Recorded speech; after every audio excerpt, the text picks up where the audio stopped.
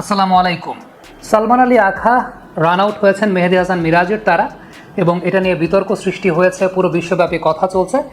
On the book it's out, অর্থাৎ আইসিসির যে নিয়ম, প্রোটোকল, আইন যাই বলি না কেন সব কিছু মিলিয়ে এটা আউট।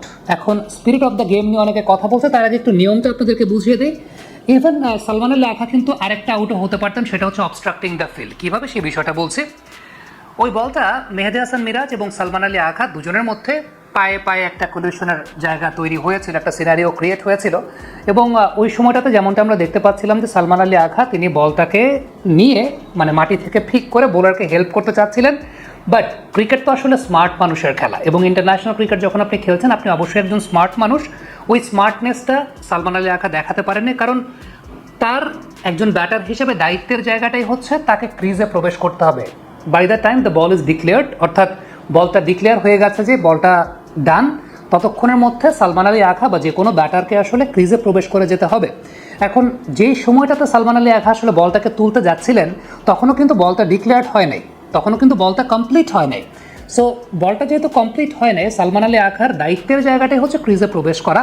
এখন হ্যাঁ, তার ইন্টেনশন ইট ওয়াজ গুড, যে তিনি হয়তো বা বোলারকে হেল্প করতে চেয়েছিলেন, তার স্পিরিটের জায়গা থেকে বোলারকে হেল্প করে তিনি বলটা দিতে চেয়েছিলেন। বাট আপনি যদি নিয়মের ব্যাপারে চিন্তা করেন তাহলে ক্রিকেট এবারে বলছে স্মার্ট মানুষের খেলা। ক্রিকেট ওই স্মার্টনেসের জায়গা থেকে একজন ব্যাটারকে আসলে ওই স্মার্টনেসটা অবলম্বন করতে হবে।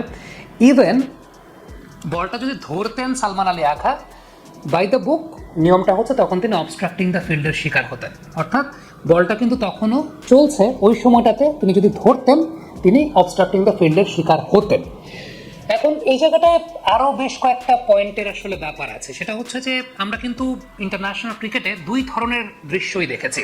একবার জনি বেয়ারস্টোর ক্ষেত্রে একটা ঘটনা ঘটেছিল, দেখেছিলাম অ্যাশেজের সময় অ্যালেক্স ক্যারি বলটা ধরে দেন স্টাম্প ভেঙেছিলেন, জনি বেয়ারস্টো ওভার ভেবে তিনি হাঁটা শুরু করেছিলেন, কিন্তু পরবর্তী সময় এটাকে কিন্তু আউট নেওয়া হয়েছে। এখন এখানেও কিন্তু একটা ব্যাপার যে জনি বেয়ারস্টোর উইকেটটা কিন্তু এমন না যে কষ্ট করে অস্ট্রেলিয়া আদায় করেছে, বাট ক্রিকেটের নিয়মের মাঝে উইদিন দ্য ল এটা ছিল দেখে তারা সেই কাজটা করেছে। তারা হয়তো বা স্মার্টনেস, আমি এটাকে বলতে পারি যে তারা স্মার্টনেসের মাধ্যমে উইকেটটা আদায় করেছে, বা ব্যাটার যিনি আছেন তার ল্যাক অফ কনসেন্ট্রেশন ধরে রাখাটাও একটা স্মার্টনেসের পরিচায়ক বলে অনেকে মনে করেন। ব্যাপারটা সেরকম হয়তো বা হয়েছে। মুশফিকুর রহিমের একটা ব্রেন ফেড, আমরা জানি নিউজিল্যান্ডের সঙ্গে তিনি হ্যান্ডেল দ্য বল, নিউজিল্যান্ড পরবর্তী সময় আপিল করেছেন, সেটাও আউট নেওয়া হয়েছে। এরকম ঘটনা কিন্তু বাংলাদেশের এগেনস্টেও ঘটেছে, আমরা দেখেছি, এবং সেটাও কিন্তু within the law ultimately Mushfiqur Rahim out হয়েছেন ব্রেন ফেডের জন্য।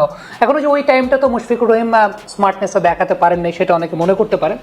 এখন আপনি যদি আবার স্পিরিট অফ দ্য গেমের কথা চিন্তা করে দেখেন, এটা that depends on person to person, কোন মানুষ আসলে কিভাবে বিষয়টাকে নিচ্ছেন, কোন মানুষ কিভাবে চিন্তা করছেন। এখন সালমান আলী আখা বলটা যখন হাত থেকে নিয়ে দিতে যাচ্ছিলেন তার ইন্টেনশনটা তো ওয়াজ গুড, তিনি হয়তো বোলারকে হেল্প করতে চেয়েছিলেন, কিন্তু আবারও বলি ওই যে anything which is within the law সেটা ডেফিনেটলি ফেয়ার হয়।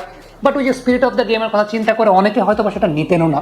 অনেক ক্রিকেটার আছেন ইন্টারন্যাশনাল ক্রিকেটে, এরকম অনেক ঘটনা আছে যেখানে ফিল্ডিং সাইড এগুলোকে আর নেয়। বাংলাদেশি মোহাম্মদ রফিক একবার 2003 মুলতান টেস্টে ওই মানকাডিংটা করলে পরে বাংলাদেশ প্রথমবারের মতো টেস্ট জিতে যেত। মোহাম্মদ রফিক সেই মানকাডিংটা নেন নাই। এটা না নেওয়াটাও দোষের কিছু না, এটা নেওয়াটাও দোষের কিছু না, এটা আমার ব্যক্তিগত মতামতের জায়গায়। It really depends on person to person, একটা ইন্ডিভিজুয়াল প্লেয়ার বা একটা ইন্ডিভিজুয়াল টিম কী মনে করছে। এখন যদি সেটা তারা করে ওইভাবে যদি আউট করে, এটা আউট করাটাও দোষের কোনো কিছু না। কেউ যদি আউট নাও করে এখানেও ব্লেম দেওয়ার কোনো কিছু নেই, এটা পুরোপুরি ডিপেন্ড করে ওই প্লেয়ারের পার্সোনালিটি, ওই প্লেয়ারের ওয়ে অফ থিঙ্কিং, ওই প্লেয়ারের চিন্তাভাবনা করার জায়গাটা, সব কিছু মিলিয়ে। ওই যেটা বলছিলাম যে তাহলে অ্যাশেজের মতো জায়গায় জনি বেয়ারস্টো তাকেও কিন্তু এরকমভাবে আউট করা হয়েছে। আবার আমার মনে আছে আমি খুব ছোট ছিলাম, হ্যান্সি ক্রনিয়াকে অনেক সময় দেখতাম যে এই টাইপের আউট করতেন না, অনেক সময় দু ব্যাটসম্যানের মধ্যে কলিশনের পরে হয়তো পড়ে গেছেন বা ফিল্ডারের সঙ্গে অবস্ট্রাক্ট হওয়ার পরে হয়তো বাধাপ্রাপ্ত হয়েছেন, আফটার দ্যাট অনেক ক্যাপ্টেন হয়তো আউট করেন নাই। সো সেটা আউট না করাটাও দোষের কিছু না, আউট করলেও সেটা ভুলের কোনো কিছু নাই। ব্যাপারটা আসলে এরকমই। আর উইদিন দ্য ল যেটা আছে, যেহেতু লতে আছে, আমি মনে করি যে একজন ব্যাটসম্যানের এসব জায়গায়, ব্যাটসম্যানের পয়েন্ট অফ ভিউ থেকে একজন ব্যাটসম্যানের এসব জায়গায় সতর্ক সচেতন থাকাটা গুরুত্বপূর্ণ। এই সতর্ক সচেতন থাকাটাও কিন্তু ক্রিকেটে একটা কথা আছে, গেম অ্যাওয়ারনেস। ব্যাটিং করা যেরকম একটা বিষয়, বোলিং করা যেমন একটা বিষয়, ফিল্ডিং করা যেমন একটা বিষয়, গেম অ্যাওয়ারনেসটাও তেমনি একটা বিষয়। গেম অ্যাওয়ারনেসটাও রাখা লাগে।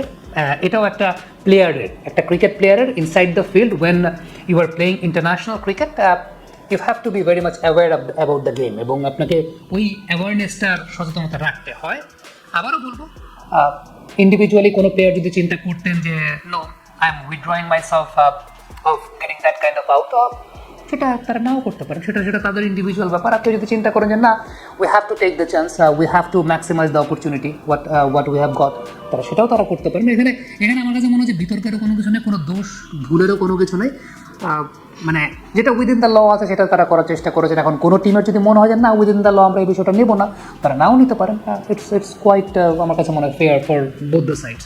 কিন্তু সালমান আলী আগা যে রিয়াকশনটা দেখিয়েছেন, এই রিয়াকশনটার জন্য মনে হয় তার একটা জরিমানা বা কোনো কিছু একটা হবে।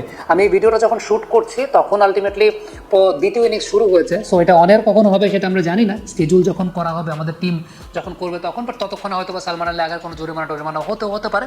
বাট আমার কাছে এই মুহূর্ত পর্যন্ত মনে হয় যে সালমান আলী আগার একটা জরিমানা হয়তো হবে, কারণ তিনি রিয়াকশনটা দেখিয়েছেন ওইভাবে।